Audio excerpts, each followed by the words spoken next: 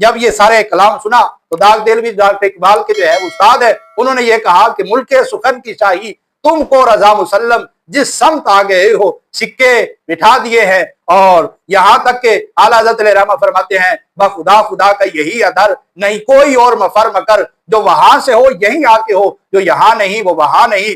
اور اعلیٰ حضرت علیہ رحمہ نے پھر جو ہے رسول اللہ صلی اللہ علیہ وسلم کی شان میں کثیر حضرت عظیم البرکت امام احمد رضا خان علیہ رحمہ 10 شوال المکرم 14 جون کو آپ بریلی شریف میں پیدا ہوئے، اور اعلیٰ حضرت علیہ رحمہ نے 4 سال 4 مہینے اور 4 دن کی عمر میں رسم بسم اللہ شریف آپ نے ادا فرمائی اور آپ نے پڑھنا شروع کیا، اور 6.5 سال کی عمر میں آپ نے منبر پر بیٹھ کر رسول اللہ صلی اللہ علیہ وسلم کا میلاد پڑھا، اور ابھی آپ کی 14 سال عمر نہیں ہوئی تھی کہ آپ نے تمام علوم و فنون جو ہے وہ حاصل کر لیے تھے۔ یہاں تک کہ 14 سال ابھی عمر نہیں ہوئی تھی تو آپ نے پہلا فتویٰ جو ہے وہ جاری فرما دیا، حرمت رضاعت پر جو ہے آپ کا پہلا فتویٰ جو ہے موجود ہے۔ پہلا فتویٰ آپ نے دیا جب آپ کے والد گرامی جو بہت بڑے مفتی تھے، مفتی نقی علی خان علیہ رحمہ، جب انہوں نے آپ کا یہ فتویٰ دیکھا تو دیکھ کر آشش کر اٹھے اور آپ کو اپنی مسند افتاء پر جو ہے بٹھا دیا، کہا بیٹا آئندہ سے تم یہاں بیٹھ کر جو ہے وہ فتویٰ دیا کرو گے۔ تو یہ اعلیٰ حضرت علیہ رحمہ کا یہ کمال تھا۔ تو اصل میں ہمارے ہاں جو ہے لوگوں میں حسد پیدا ہو جاتا ہے، حالانکہ جس بندے کے اندر جو خوبی ہو اس خوبی کو بیان کرنا چاہیے، اس خوبی کو سراہنا چاہیے، اس خوبی کا اعتراف کرنا چاہیے۔ لوگ جلتے ہیں، داستان سرائی کرتے ہیں، اور ہم جو ہے خوبی کا اعتراف نہیں کرتے۔ جس بندے کے اندر خوبی ہو تو یہ ہمارا نقص ہے۔ تو اعلیٰ حضرت علیہ رحمہ کو اللہ تبارک و تعالیٰ نے اتنا کمال دیا کہ اعلیٰ حضرت علیہ رحمہ سے بڑے تھے محدث صورتی۔ تو آپ نے جب اعلیٰ حضرت علیہ رحمہ آپ کے پاس گئے، یہ بہت بڑے محدث تھے، تو جب اعلیٰ حضرت علیہ رحمہ کو انہوں نے دیکھا، محدث صورتی نے جو بہت بڑے محدث تھے، آپ سے بڑے تھے، تو انہوں نے اعلیٰ حضرت علیہ رحمہ کو دیکھ کر یہ ارشاد فرمایا کہ یہ وقت کے مجدد ہیں، یعنی انہوں نے اس وقت اس بات کا جو ہے وہ اعتراف فرمایا، حالانکہ عمر میں بھی بڑے تھے اور بہت بڑے محدث تھے، انہوں نے یہ اس بات کا جو ہے وہ اعلان کر دیا۔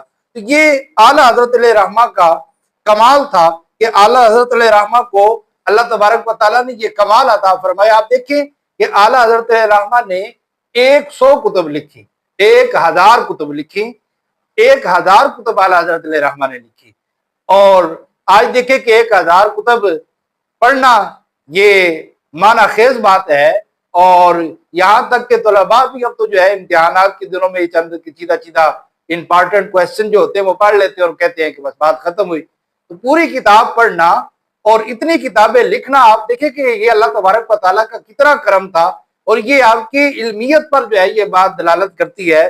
ایک بزرگ علیہ رحمہ فرماتے ہیں کہ اب تو کتاب خریدنا ہی بڑا مشکل کام ہو چکا ہے، کتابیں بہت مہنگی ہو چکی ہے، اور اب تو کتاب خریدنا ایک مشکل امر ہے، اور پھر فرمایا کہ خرید کر پڑھنا اس سے بھی زیادہ مشکل ہے، اور پھر فرمایا کہ پڑھ کر سمجھنا اس سے بھی زیادہ مشکل ہے، پھر سمجھ کر عمل کرنا فرمایا یہ اس سے بھی زیادہ مشکل ہے۔ تو یہ 1000 کتب اعلیٰ حضرت علیہ رحمہ نے لکھی، اور کس طرح لکھی کہ آپ نے دلائل کے انبار لگا دیے۔ بعض مسائل میں اعلیٰ حضرت علیہ رحمہ نے 100 سے زیادہ سینکڑوں دلائل ایک مسئلے پر آپ نے دیے، اور پورا رسالہ جو ہے ایک مسئلے پر اعلیٰ حضرت علیہ رحمہ نے لکھا۔ قرآن پاک سے دلائل، احادیث طیبہ سے دلائل، پھر جو ہے محدثین کے جو ہے وہ دلائل، پھر اس کے بعد جو ہے فقہاء اکرام، پھر متون کے، پھر شروع کے۔ تو یہ ہزاروں دلائل جو ہے ایک ایک مسئلے پر اعلیٰ حضرت علیہ رحمہ نے دیے۔ تو یہ آپ کا ہی جو ہے وہ خاصہ تھا کہ، اور یہ بات بھی ذہن نشین رکھے کہ اعلیٰ حضرت علیہ رحمہ کا جو سب سے بڑا موضوع تھا وہ رسول اللہ صلی اللہ علیہ وسلم کی شان بیان کرنا ہے، حضور کی عظمت پر لکھنا یہ آپ کا سب سے بڑا موضوع تھا، محبت مصطفیٰ پر لکھنا یہ آپ کا سب سے بڑا موضوع تھا، اور رسول اللہ صلی اللہ علیہ وسلم کے جو عادات تھے اور حضور کی جو گستاخیاں کرنے والے تھے ان کے رد پر لکھنا یہ سب سے آپ کا بڑا موضوع تھا۔ اسی وجہ سے تو اعلیٰ حضرت علیہ رحمہ فرماتے ہیں کہ کلکے رضا ہے خنجر خون خار برق بار، आदा से कह दो कि खैर बनाए ना शर करे। तो ये आपका मौजू था। और आपने जो है रसूलुल्लाह सल्लल्लाहु अलैहि वसल्लम की जो सीरत पर और हुजूर नबी रहमत सल्लल्लाहु अलैहि वसल्लम की शानों पर जो दलाइल के और जो दलाइल बयान किए वो एक अलग मौजू है।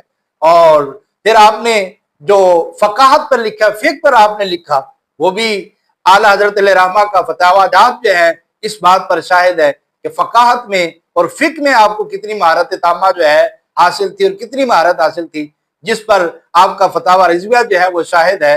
तो आपने जिस मौजू पर भी लिखा कमाल कर दी, लेकिन जो गलबा था वो रसूलुल्लाह सल्लल्लाहु अलैहि वसल्लम की अजमत बयान करने का, हुजूर की जो है वो शान बयान करने का और हुजूर नबी रहमत सल्लल्लाहु अलैहि वसल्लम की मोहब्बत को बयान करना, ये आपका अहम मौजू था।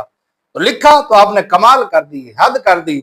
आप हज पर गए, मक्का मुकरमा में थे, तो किसी ने जो है हुजूर नबी रहमत सल्लल्लाहु अलैहि वसल्लम के इल्म गैब पर एतराज किया।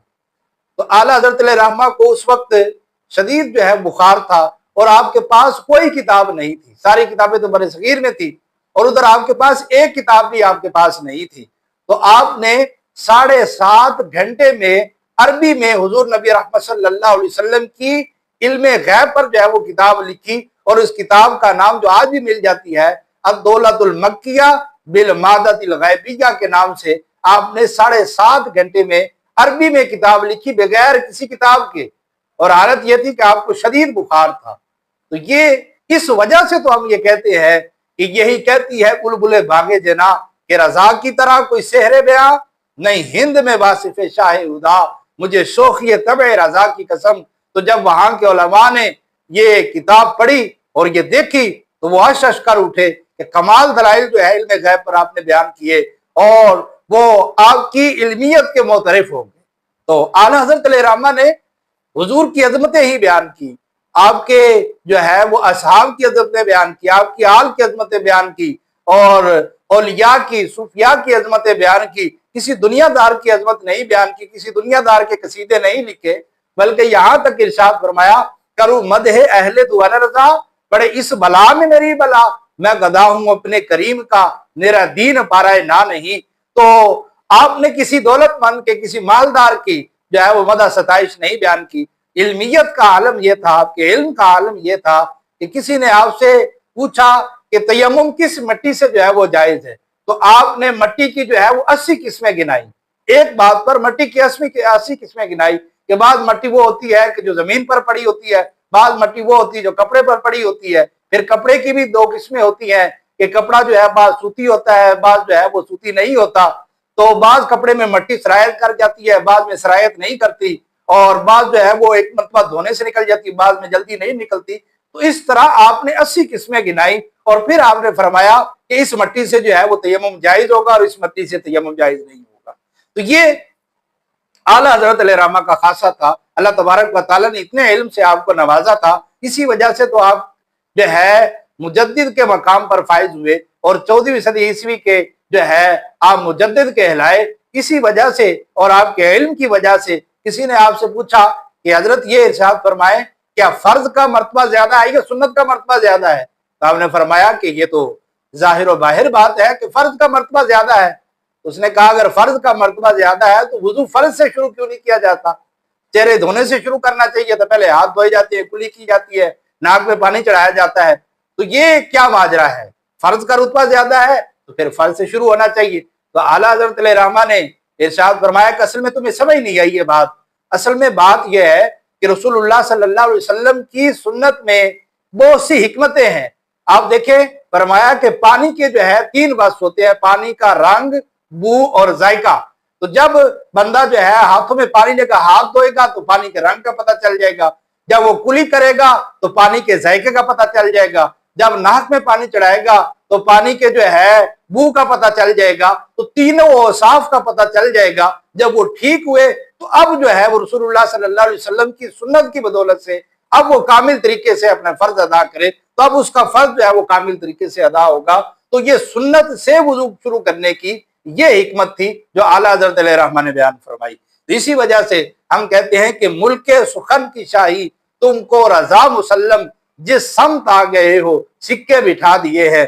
تو علماء کے اسی طرح مابین ایک مسئلہ مختلف ہی ہے، وہ یہ ہے کہ اب دیکھیں کہ علماء کی جو بات ہوتی ہے وہ علماء کے درمیان اختلاف رائے ہو سکتا ہے اور آج بھی ہوتا ہے، لیکن آج کل جو ہمارے دور میں اگر علماء کے مابین اختلاف رائے ہو تو جو حلا اس میں ٹپک پڑتے ہیں، وہ کہتے ہیں جی ہماری رائے بھی ہے، ہماری بات بھی سنی جائے، تو وہ اپنی بات بیان کرنے لگ جاتے ہیں، کہتے ہیں جی ہماری رائے بھی ہے، ہماری رائے کی بھی اہمیت ہونی چاہیے۔ تو اختلاف رائے جو ہے یہ ایک رحمت، علماء کا اختلاف رحمت ہے۔ اب دیکھیں امام شافعی اور امام اعظم کے مابین اختلاف رائے ہوا، مسائل میں فقہی مسائل میں اختلاف ہوا، تو کیا ان کے خلاف باتیں کرنے لگ جائیں گے؟ ایسی بات نہیں ہے۔ فقہی مسائل میں اختلاف ہونا، علماء کا اختلاف ہونا، یہ باعث رحمت ہے، لیکن عقائد میں جو ہے وہ اختلاف نہیں ہو سکتا۔ عقائد جو ہے مسلم ہے، عقائد پر جو ہے وہ اتفاق ہے، عقائد میں اختلاف نہیں ہوتا۔ اختلاف جو ہوتا ہے وہ فقہی مسائل میں ہوتا ہے، تو یہ باعث رحمت ہے، حدیث سے ثابت ہے۔ مسئلہ یہ ہے کہ اعلیٰ حضرت علیہ رحمہ سے کسی نے یہ بات پوچھی کہ آپ یہ ارشاد فرمائیں کہ جمعے کی آذان ثانی یعنی دوسری آذان کہاں پڑھی جائے؟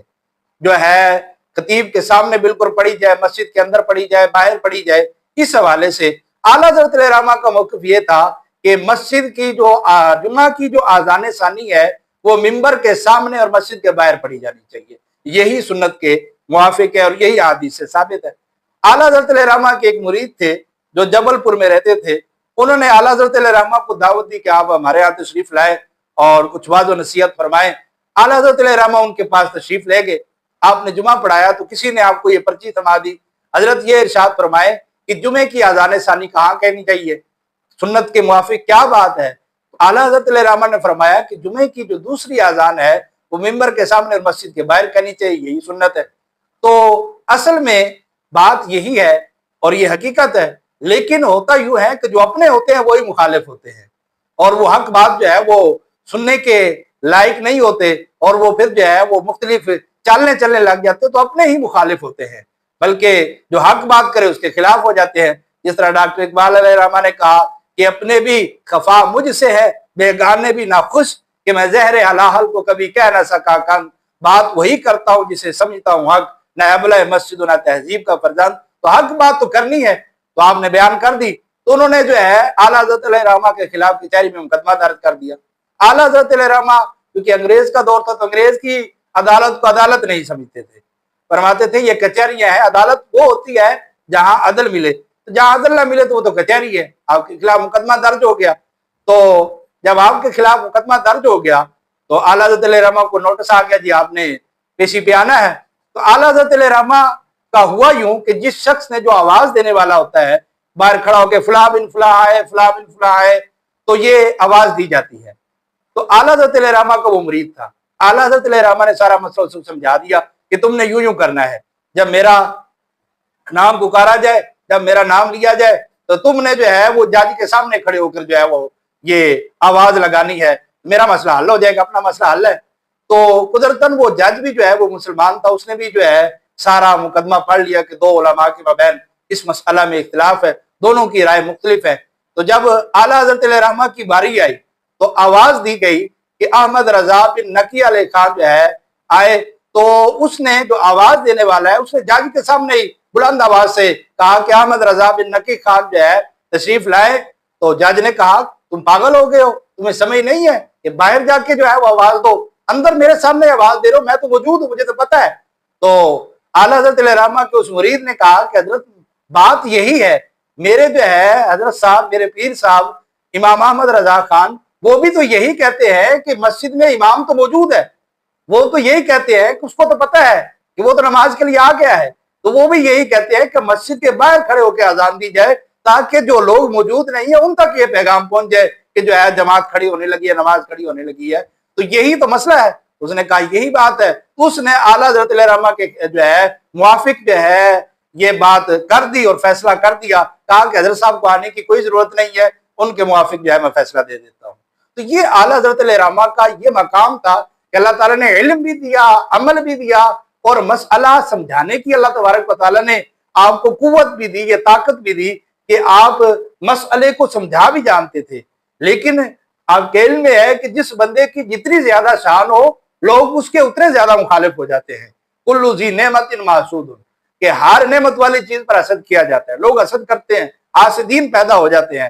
بلکہ اعلیٰ حضرت علیہ الرحمہ نے ایک شعر بھی نقل فرمایا، اپنا ایک شعر لکھا ادائے بخشش میں، فرمایا کہ ایک طرف آدائے دی ایک طرف حاسدی، بندہ ہے تنہا شہا تم پہ کروڑوں درود۔ ایک طرف آدھا ہے دشمن ہے، ایک طرف حاسدین ہے، میں تنہا ہوں، یا رسول اللہ صلی اللہ علیہ وسلم آپ کے دامن کرم میں ہوں، تو آپ مہربانی فرمائیں، آپ نظر رحمت فرمائیں۔ تو یہ آدھا اور حاسدین جو ہے وہ پیدا ہو ہی جاتے ہیں۔ تو ساری زندگی اعلیٰ حضرت علیہ الرحمہ نے آدھا کا مقابلہ کیا، حاسدین کا مقابلہ کیا، لیکن ایمان اتنا مضبوط کہ لوگ جو ہے سارے بھی آپ کے مخالف ہو جائیں اور سارے بھی آپ کے مخالف ہو گئے تو اعلیٰ حضرت علیہ الرحمہ نے فرمایا کل کے رضا ہے خنجرے خون خار برق بار، آدھا سے کہہ دو کہ خیر منائے نہ شر کریں۔ تو اعلیٰ حضرت علیہ الرحمہ نے ان کو للکارا، اور آپ دیکھیں کہ ایمان اور عقیدہ اتنا مضبوط کہ رسول اللہ صلی اللہ علیہ وسلم کی ایک ایک بات پر کامل یقین اور کامل اعتقاد، یہ اعلیٰ حضرت علیہ الرحمہ کو رب تبارک و تعالیٰ نے یہ ملکہ عطا فرمایا۔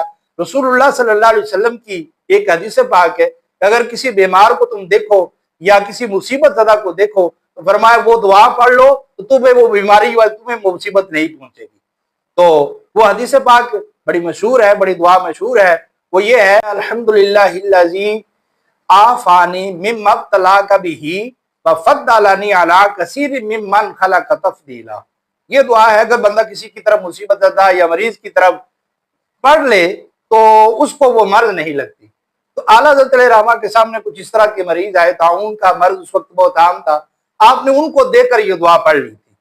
تو اب آپ کا تو ظاہری بات یہ حدیث پاک ہے، اس پر اعتقاد تھا اور اعتقاد کامل تھا کہ مجھے یہ بیماری نہیں لگے گی۔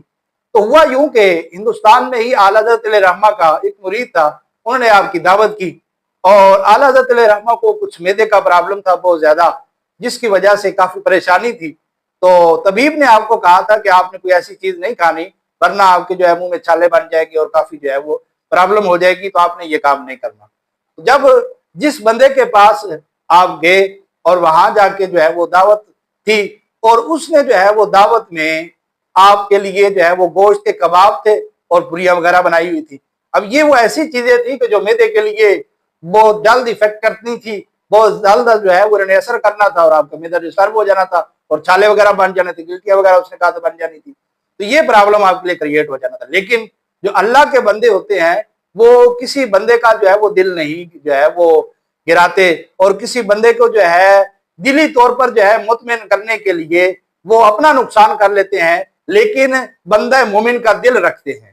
یہ ان کا یہ خاصہ ہوتا ہے اللہ کے بندوں کا، اللہ کے نیک لوگوں کا۔ تو اعلیٰ حضرت علیہ الرحمہ نے ان کا دل رکھنے کے لیے کھا لیا۔ تو رات جب آپ آرام فرما ہوئے، صبح جب اٹھے تو آپ کے منہ میں جو ہے وہ چھالے تھے اور گلٹیاں وغیرہ بن گئی۔ تو کہا وہی معاملہ ہو گیا، تو حالت بڑی خراب، بولنا بھی آپ کے لیے دشوار ہو گیا۔ تو اعلیٰ حضرت علیہ الرحمہ کے چھوٹے بھائی مولانا حسن رضا کا وہ ایک طبیب کے پاس گئے اور طبیب کو جو ہے وہ بتایا، وہ آئے اور انہوں نے کہا کہ آپ کو تو جو ہے طاعون کا مسئلہ ہو گیا ہے۔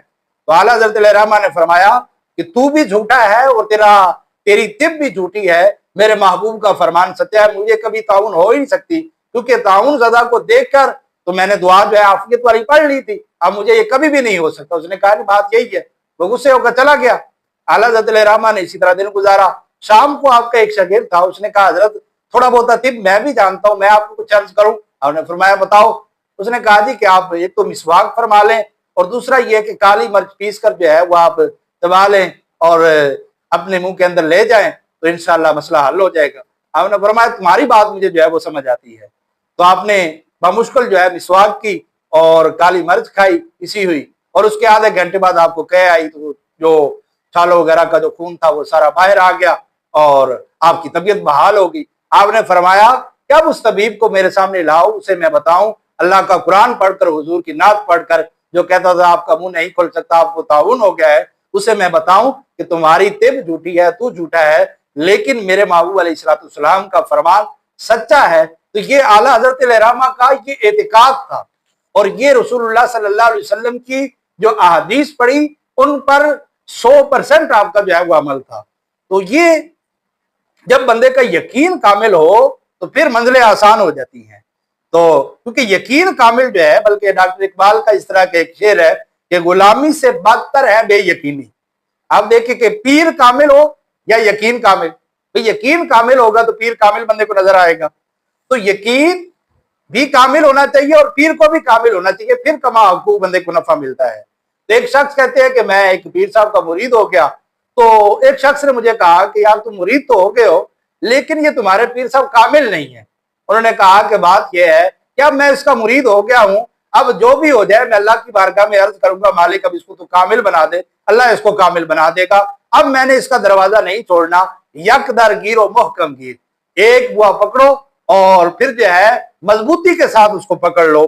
تو ایک در پھڑیے ایک در دے ہو کے مریے. اور بلکہ اعظم چشتی کا اس طرح کا ایک شعر ہے کہ لگا جدو بازار ازل دا لوکی چورا وانگ سدائے, کسی نے لوٹ لئی علم دی دولت تے کسی نے ہاسے جھولی پائے. تو اعظم ویک جہالت ساڈی اسی عشق خرید لے آئے. تو بات یہ ہے کہ جب جس کو الفت ہو, محبت ہو, جس کے ہاتھ میں ہاتھ دے دیا, جس کے آپ مرید ہو گئے, تو دنیا ادھر کی ادھر ہو جائے پھر اس کا پلہ نہیں چڑھنا. کچا نہیں بندے کو ہونا چاہیے, پکا ہونا چاہیے, پلپلا نہیں ہونا چاہیے, کامل یقین ہونا چاہیے کہ یہ اللہ کا بندہ ہے, اللہ کی عطا سے جو ہے اس نے جو ہے میرے تمام معاملات حل کر دینے تو اللہ تبارک و تعالیٰ کر دے گا. تو اسی طرح یہ اعلیٰ حضرت علیہ رحمہ کا یہ اعتقاد تھا اور یقین تھا. اور آپ دیکھیں اللہ تبارک و تعالیٰ نے علم سے بھی نوازا اور اللہ تبارک و تعالیٰ نے عمل سے بھی نوازا. اعلیٰ حضرت علیہ رحمہ کیونکہ اس دور میں ٹرین میں زیادہ سفر ہوتے تھے, تو اعلیٰ حضرت علیہ رحمہ خواجہ معین الدین چشتی اجمیری رحمہ اللہ کی بارگاہ میں حاضری کے لیے ٹرین کا آپ نے سفر کرنا تھا. اور آپ کی عادت کریمہ یہ تھی کہ آپ اس ٹرین میں سوار ہوتے کہ کم از کم اس کا اسٹیشن ایسی جگہ پہ ہو کہ بندہ بآسانی جہاں نماز پڑھ سکے, ورنہ آپ جو ہے دوسری ٹرین بدل لیتے تھے, نماز کو نہیں چھوڑتے تھے. یہ آپ کا مقام تھا, یہ آپ کا تقویٰ تھا اعلیٰ حضرت علیہ رحمہ کا. تو اعلیٰ حضرت علیہ رحمہ خواجہ معین الدین چشتی اجمیری کی بارگاہ میں حاضری کے لیے, سلطان الہند کی بارگاہ میں حاضری کے لیے نکلے, ٹرین میں سوار ہوئے. تو رستے میں نماز مغرب ہوگی, ٹرین رکی. اعلیٰ حضرت علیہ رحمہ نے مریدوں کو فرمایا سارے جو ہے وہ جلدی جلدی کپڑے بچھائے, مسلح بچھائے اور اعلیٰ حضرت کی اقتداء میں نماز پڑھنے لگ گئے. اب اعلیٰ حضرت علیہ رحمہ نے پہلی رکعت ہی ادا کی تھی تو ٹرین جو ہے وہ جانے کے لیے تیار ہوگی, وزل بج گیا. تو وہ جو ٹرین کا جو اس وقت جو ڈرائیور تھا وہ تو مسلمان تھا, لیکن جو رابٹ نام کا شخص تھا وہ اسٹیشن کا ماسٹر تھا. اس نے کہا جی ٹرین چلاؤ. تو وہ جو ڈرائیور تھا مسلمان, تو انہوں نے کہا کہ یار حضرت صاحب نماز پڑھ ہی لیں پھر ہی ہم جائیں. لیکن اس نے کہا جی ٹائم ہو گیا بس چلے. تو اس نے کوشش کی, ایک مرتبہ کوشش کی, 2 مرتبہ کوشش کی, ٹرین آگے لے جاتا ٹرین آگے جاتی نہ. اس نے کہا جی انجن میں کوئی مسئلہ ہو گیا ہوگا. اس نے جو ہے وہ کاریگری کو بلایا اور انجن کو دیکھا, انجن بھی ٹھیک. اس نے کہا جی بڑا عجیب معاملہ ہے, جب وہ پیچھے کرتا ٹرین پیچھے ہو جاتی, آگے کرتا تو آگے ہوتی نہ. اس نے کہا جی کہ تم مسلمان ہے, شاید تم حضرت صاحب کی وجہ سے اس طرح کر رہا ہے. وہ خود ڈرائیوری کی سیٹ پہ بیٹھا, اس نے چلانا شروع کیا, آگے ٹرین جاتی نہیں تھی, پیچھے کرتا پیچھے چلی جاتی. کافی دیر غور و خوض کے بعد وہ اس نتیجے تک پہنچا کہ معاملہ ان کی وجہ سے ہی ہے. اعلیٰ حضرت علیہ رحمہ نے دوسری رکعت ادا کی, تیسری رکعت ادا کی, سلام پھیرا تو وہ آپ کے قدموں میں آ کے گر گیا. وہ جو انگریز تھا اس نے کہا حضرت صاحب پہلے تو میں مسلمانوں کے بڑا خلاف تھا, لیکن یہ بات دیکھ کر میں جو ہے آپ کا مرید ہوتا ہوں اور کلمہ طیبہ پڑھتا ہوں. تو وہ اعلیٰ حضرت علیہ رحمہ کی یہ بات دیکھ کر مرید ہو گیا. آپ دیکھیں کہ جو مریدین ہوتے ہیں انہوں نے یہ کہنا شروع کر دیا یہ تو آپ کی کرامت ہوئی نا جی, آپ کی کرامت تھی کہ وہ بندہ جو ہے وہ انگریز مسلمان ہو گیا. تو جو بڑے ہوتے ہیں وہ بڑے ہوتے ہیں, وہ اس طرح کی باتیں اپنے کھاتے میں نہیں ڈالتے کہ یہ میری کرامت ظاہر ہوگی ہے, میں بڑے مقام تک پہنچ گیا. وہ اس طرح کی باتیں اپنے کھاتے میں نہیں ڈالتے. اعلیٰ حضرت علیہ رحمہ نے فرمایا کہ اصل میں بات یہ ہے کہ میری وجہ سے نہیں ہوا بلکہ نماز کی برکت کی وجہ سے ہوا ہے. نماز کی برکت کی وجہ سے اللہ تعالیٰ نے اس کے دل میں یہ بات ڈالی, یہ بندہ مسلمان ہو گیا. تو یہ اعلیٰ حضرت علیہ رحمہ کا یہ مقام تھا, یہ مرتبہ تھا کہ اعلیٰ حضرت علیہ رحمہ نے کیا کیا رب تبارک و تعالیٰ نے آپ کو علوم و فنون سے نوازا تھا, اور کیا آپ کا مرتبہ تھا, کیا آپ کا عشق مصطفیٰ تھا. کسی نے آپ سے پوچھا کہ جب آپ قبر میں جائیں گے تو کیا کہیں گے, تو اعلیٰ حضرت علیہ رحمہ نے فرمایا سرور کہوں کہ مالک و مولا کہوں تجھے, باغ خلیل کا گلے زیبا کہوں تجھے, تیرے تو وصف عیب تناہی سے ہے بری, حیران ہوں میرے شاہا میں کیا کیا کہوں تجھے. اور مکتے میں فرمایا کہ لیکن رضا نے ختم سخن اس پہ کر دیا کہ خالق کا بندہ خلق کا آقا کہوں تجھے, اور یہاں تک ارشاد فرمایا کہ نعمتیں بانٹتا جس سمت وہ ذیشان گیا، ساتھ ہی منشی رحمت کا قلم دان گیا، انہیں جانا انہیں مانا نہ رکھا غیر سے کام، للہ الحمد میں دنیا سے مسلمان گیا، جانو دل ہوش و خرد سب تو مدینے پہنچے، تم نہیں چلتے رضا سارا تو سامان گیا۔ تو اعلیٰ حضرت علیہ رحمہ نے فرمایا کہ مکتے میں اعلیٰ حضرت علیہ رحمہ نے یہاں تک ارشاد فرمایا کہ ان کی مہک نے دل کے غنچے کھلا دیے ہیں، جس راہ چل دیے ہیں کوچے بسا دیے ہیں۔ حضور جس رستے چلے گئے پوری کی پوری آبادیاں، پورے کے پورے کوچے جو ہے وہ بسنے لگ گئے۔ اور اسی وجہ سے جب یہ سارے کلام سنا تو داغ دہلوی ڈاکٹر اقبال کے جو ہے وہ استاد ہے، انہوں نے یہ کہا کہ ملک سخن کی شاہی تم کو رضا مسلم، جس سمت آ گئے ہو سکے بٹھا دیے ہیں۔ اور یہاں تک کہ اعلیٰ حضرت علیہ رحمہ فرماتے ہیں بخدا خدا کا یہی ادھر، نہیں کوئی اور مفر مکر، جو وہاں سے ہو یہیں آ کے ہو، جو یہاں نہیں وہ وہاں نہیں۔ اور اعلیٰ حضرت علیہ رحمہ نے پھر جو ہے رسول اللہ صلی اللہ علیہ وسلم کی شان میں کثیر اشعار لکھے، پورا کلام ادا کی بخشش کے نام سے میں سناتا جاؤں تو گھنٹے درکار ہیں۔ اور مصطفیٰ جان رحمت پہ لاکھوں سلام، یہ وہ کلام اعلیٰ حضرت علیہ رحمہ نے لکھا کہ جو آج ہر مسجد میں جمعہ کے بعد جو ہے وہ پڑھا جاتا ہے۔ اور یہ آپ کا یہ مقام اور یہ مرتبہ ہے، رب تبارک و تعالیٰ نے ان کو یہ مقام اور یہ مرتبہ عطا فرمایا۔ تو آخر میں یہ کہوں گا کہ اعلیٰ حضرت علیہ رحمہ کے بارے میں کہ اعلیٰ حضرت علیہ رحمہ رب تبارک و تعالیٰ نے جو مقام اور مرتبہ عطا کیا، آج بھی ان کا نام زندہ ہے، آج بھی ان کا نام روشن ہے۔ اللہ تبارک و تعالیٰ ہمیں اعلیٰ حضرت علیہ رحمہ کی تعلیمات پر عمل پیرا ہونے کی توفیق عطا فرمائے، آمین بجاہ خاتم النبیین صلی اللہ تعالیٰ علیہ وآلہ